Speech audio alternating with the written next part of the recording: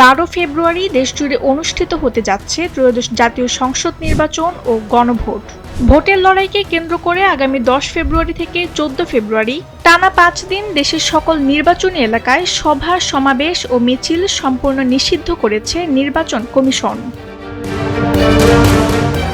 নির্বাচন কমিশন জানায়, গণপ্রতিনিধিত্ব আদেশ 1972-এর 78 ধারার বিধান অনুযায়ী ভোট গ্রহণ শুরুর 48 ঘণ্টা আগে এবং ভোট গ্রহণ শেষের 48 ঘণ্টা পর পর্যন্ত কোনো নির্বাচনী এলাকায় করা যাবে না জনসভা বা মিছিল।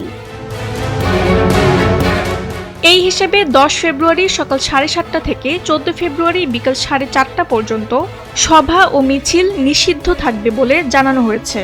9 ফেব্রুয়ারি এক তথ্য বিবরণীতে ইসি আরও জানায়, গণভোট ও জাতীয় সংসদ নির্বাচনের ভোট গ্রহণ শুরু হবে 12 ফেব্রুয়ারি সকাল 7:30টায়। তাসনিম হোসেন লিয়া, সময়ের আলো।